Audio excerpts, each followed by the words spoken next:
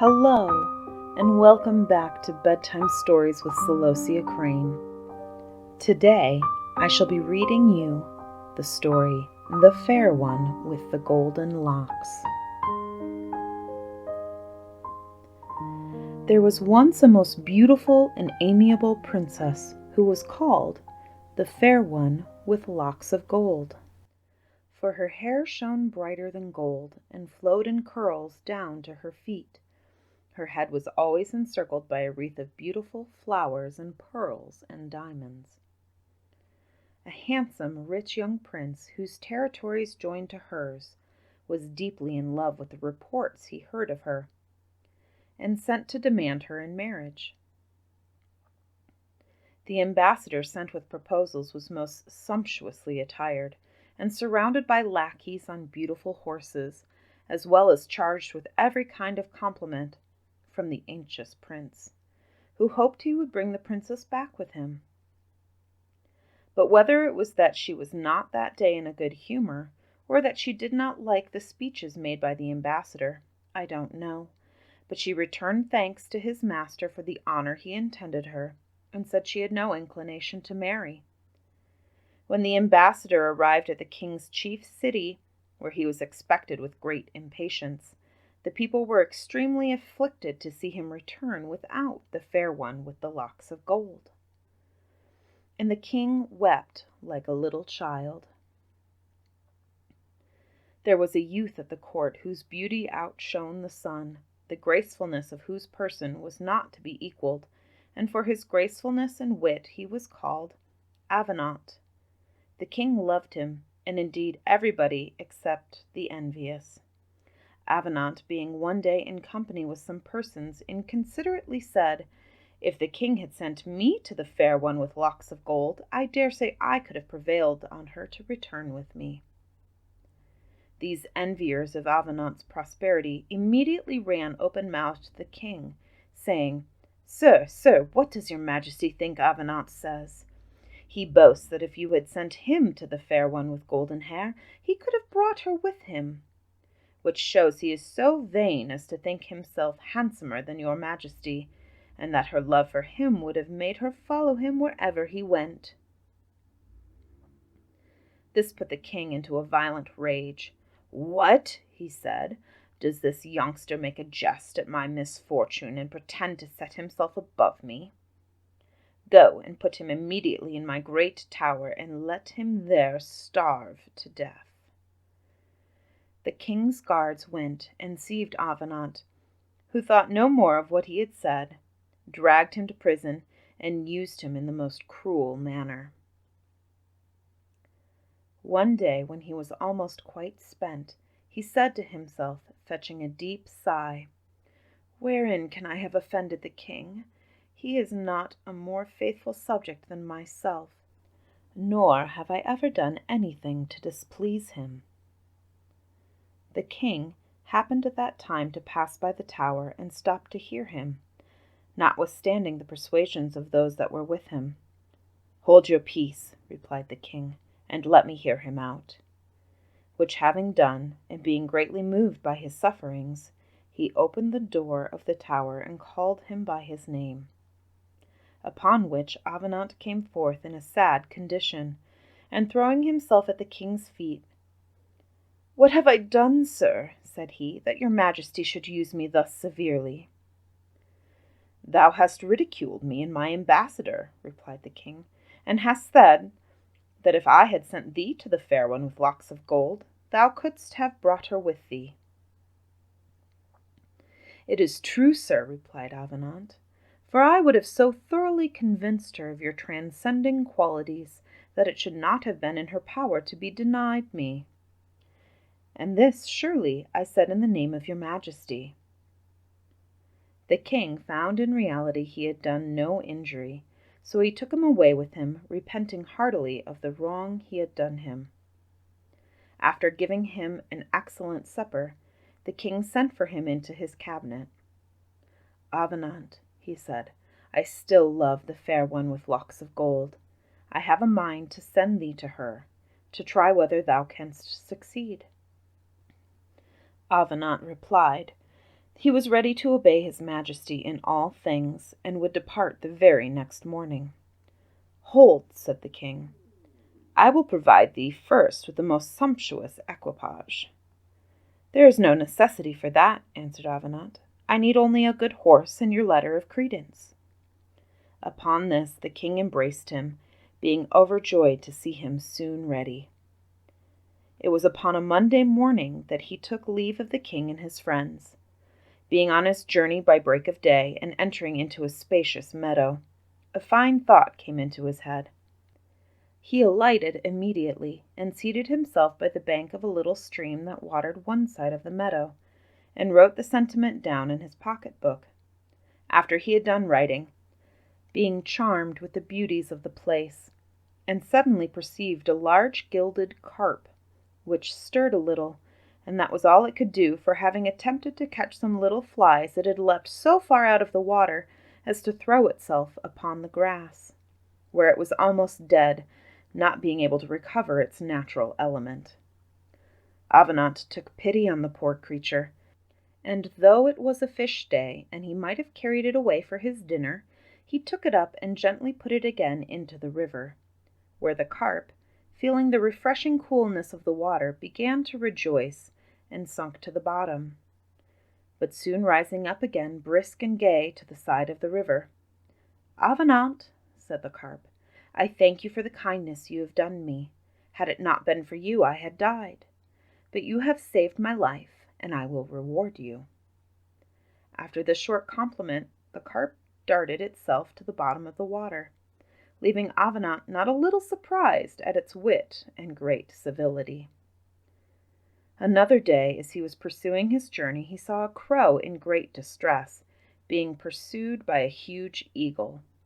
He took his bow, which he always carried abroad with him, and aiming at the eagle, let fly an arrow, which pierced him through the body so that he fell down dead, which the crow, seeing, came in an ecstasy of joy and perched upon a tree.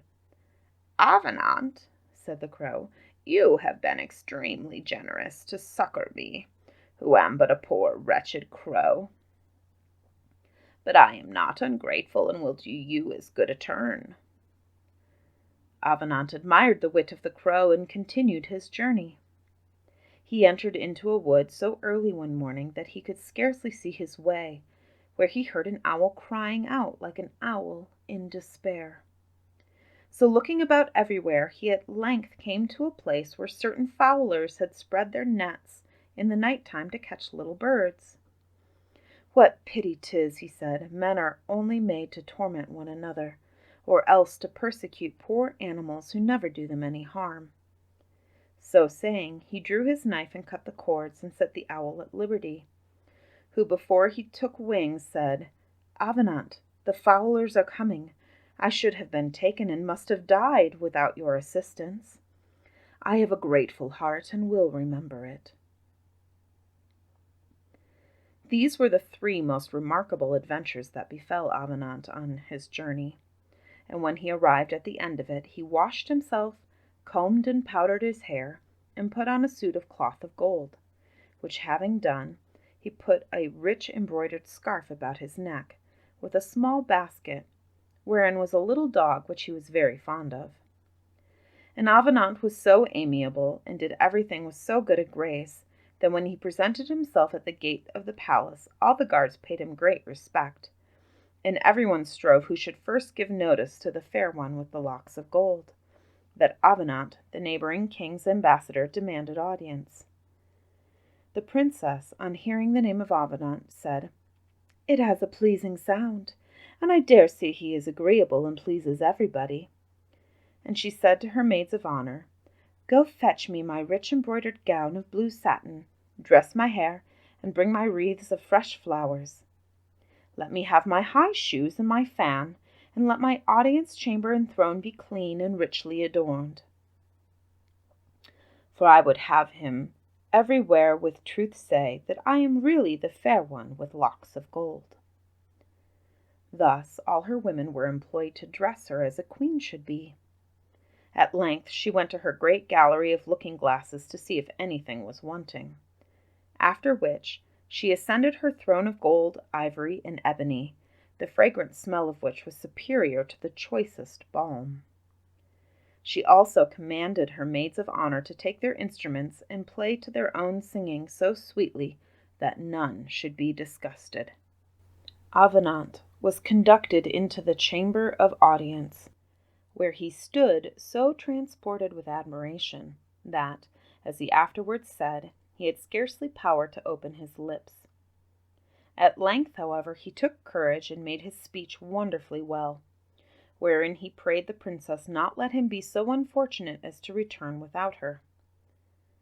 "Gentle Avenant," she said, "all the reasons you have laid before me are very good, and I assure you I would rather favor you than any other. But you must know, about a month since, I went to take the air by the side of a river with my maids of honor. As I was pulling off my glove, I pulled a ring from my finger, which by accident fell into the river. This ring I valued more than my whole kingdom, whence you may judge how much I am afflicted by the loss of it. And I have made a vow never to hearken to any proposals of marriage, unless the ambassador who makes them shall also bring me my ring. This is the present which you have to make me. Otherwise, you may talk your heart out for months and even years, shall never change my resolution." When he returned to his lodgings, he went to bed supperless, and his little dog, who was called Cabriole, made a fasting night of it too, and went and lay down by his master, who did nothing all night but sigh and lament, saying, "How can I find a ring that fell into a great river a month ago? It would be folly to attempt it. The princess enjoined me this task merely because she knew it was impossible." He continued greatly afflicted, which Cabriole, observing, said, "My dear master, pray do not despair of your good fortune, for you are too good to be unhappy. Therefore, when it is day, let us go to the riverside." Avenant made no answer, but gave his dog 2 little cuffs with his hand, and being overwhelmed with grief, fell asleep.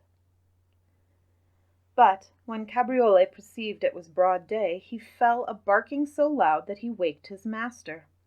"Rise, sir," he said, "put on your clothes, and let us go and try our fortune."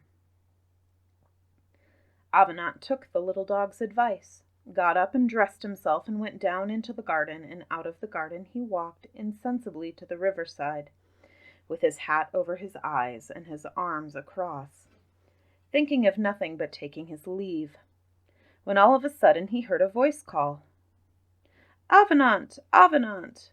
upon which he looked around him. But seeing nothing, he concluded it was an illusion, and proceeded in his walk. But he presently heard himself called again. "Who calls me?" he said. Cabriole, who was very little and looked closely into the water, cried out, "Never believe me if it is not a gilded carp."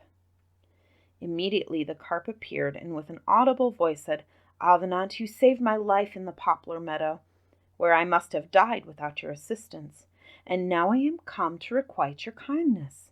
Here, my dear Avenant, is the ring which the fair one with locks of gold dropped into the river."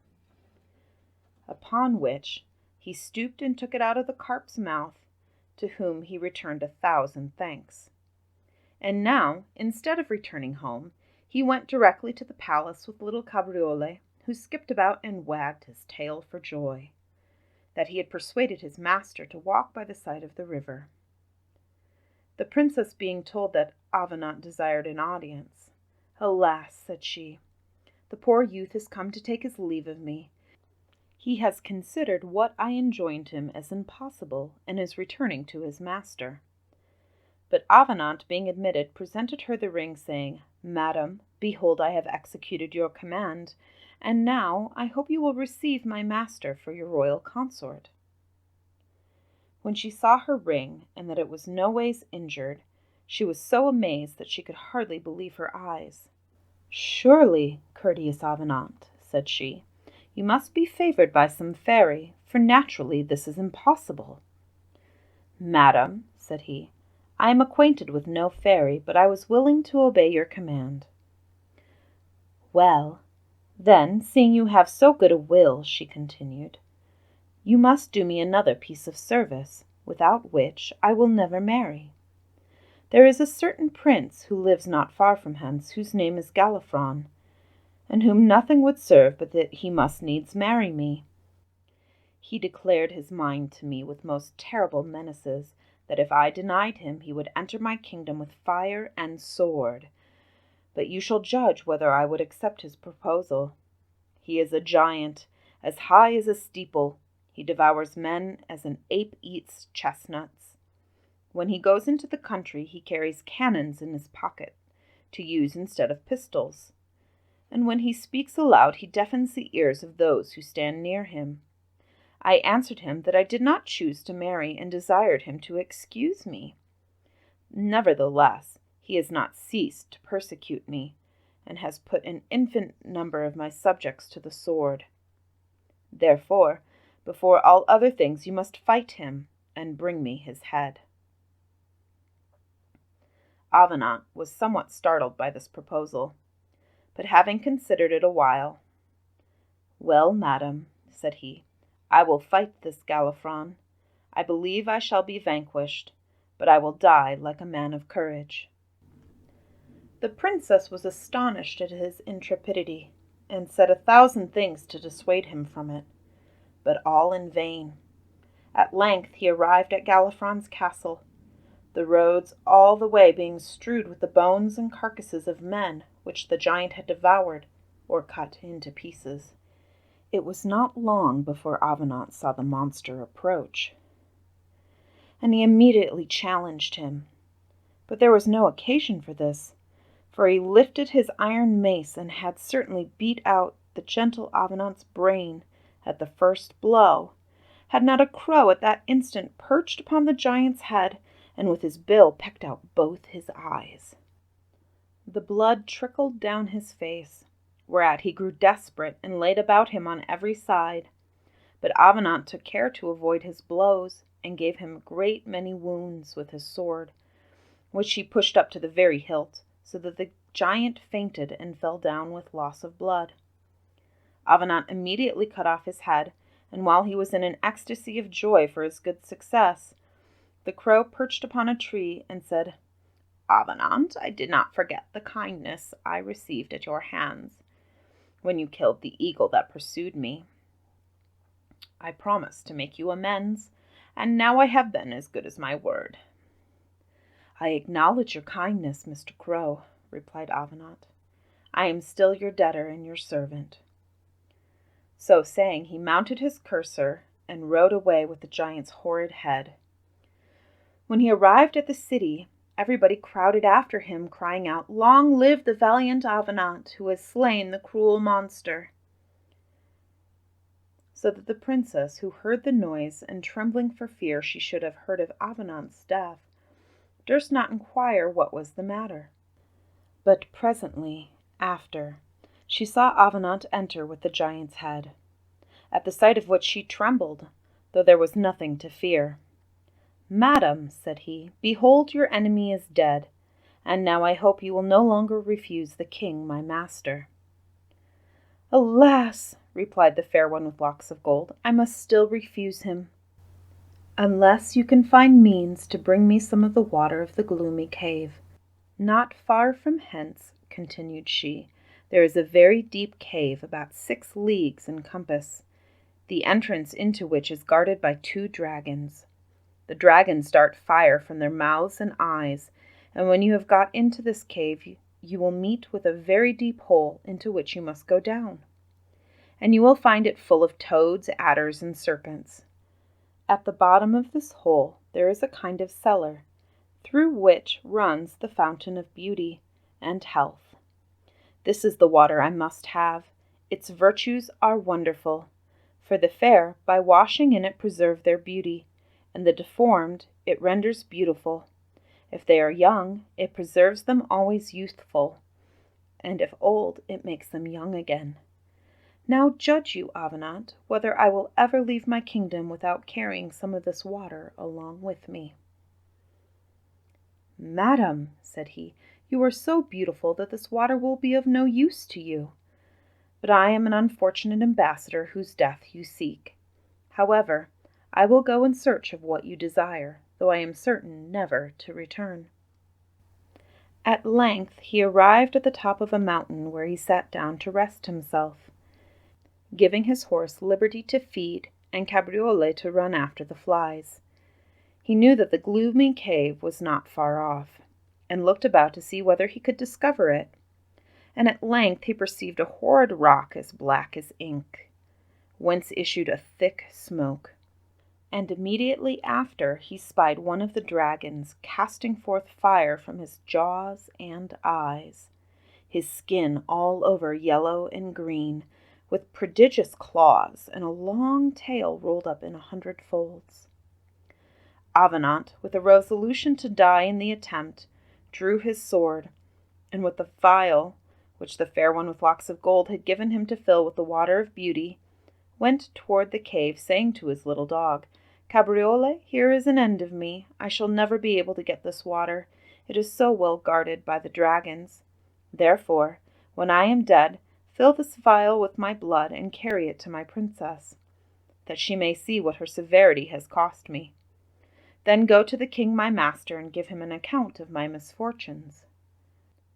While he was saying this, he heard a voice call, "Avenant! Avenant!" "Who calls me?" said he, and presently he espied an owl in the hole of an old hollow tree, who, calling him again, said, "You rescued me from the fowler's net, where I had been assuredly taken, had you not delivered me. I promised to make you amends, and now the time is come. Give me your phial. I am acquainted with all the secret inlets into the gloomy cave, and will go and fetch you the water of beauty." Avenant most gladly gave the phial, and the owl, entering without any impediment into the cave, filled it, and in less than a quarter of an hour returned with it well stopped. Avenant was overjoyed at his good fortune, gave the owl 1,000 thanks, and returned with a merry heart to the city.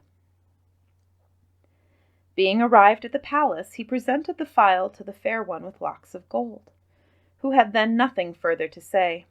She returned Avenant thanks and gave orders for everything that was requisite for her departure, after which she set forward with him. The Fair One with Locks of Gold thought Avenant very amiable, and said to him sometimes upon the road, "If you had been willing, I could have made you a king, and then we need not have left my kingdom."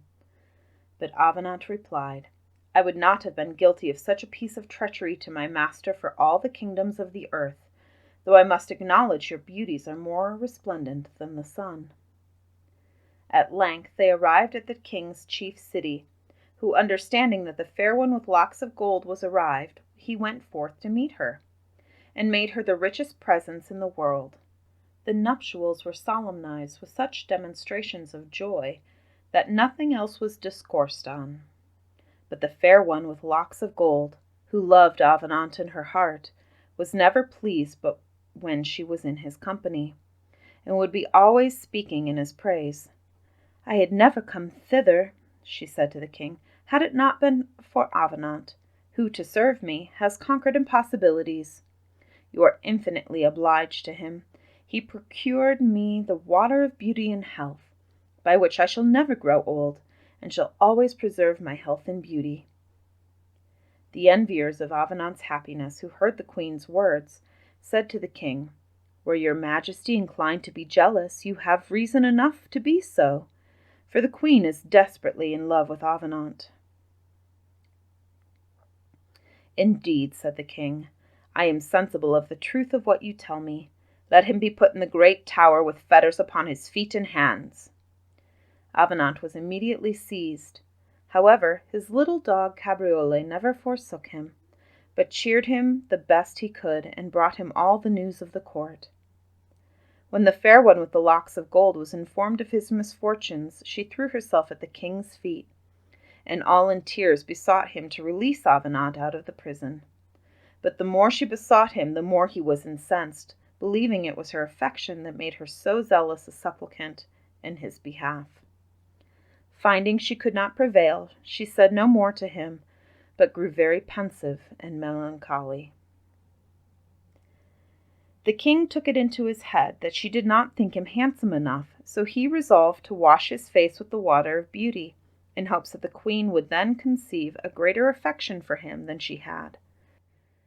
This water stood in a phial upon a table in the queen's chamber, where she had put it, that it might not be out of her sight.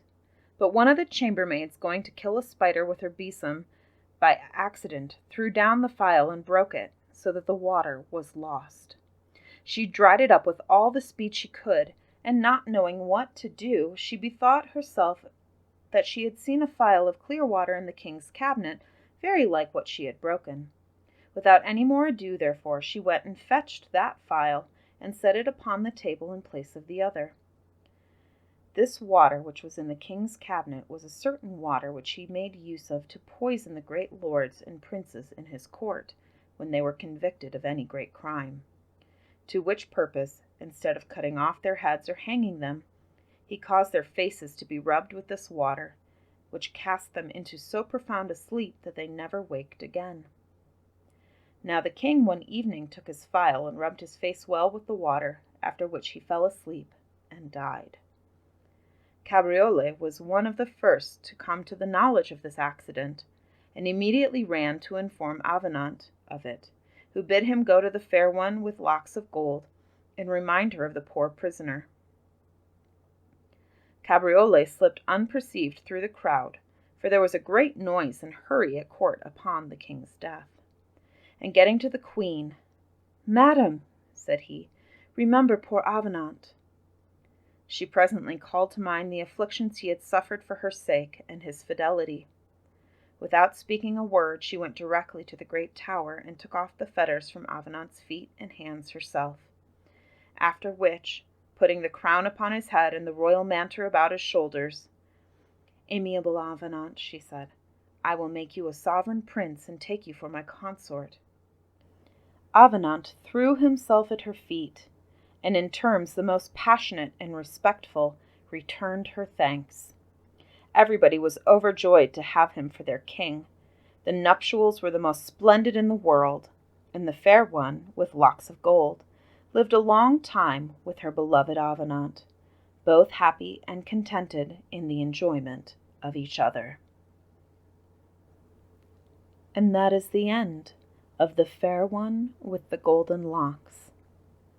Thank you for listening, and I look forward to seeing you next week for our next story.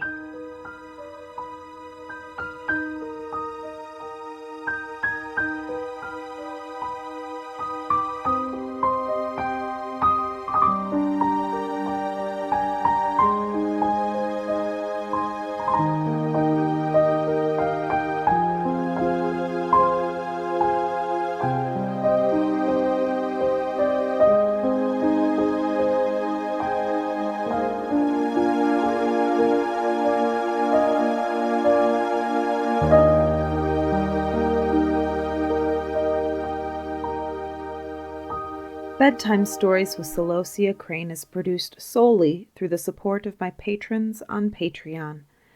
To become a patron for as little as $1 a month, please visit www.patreon.com/Celosia Crane.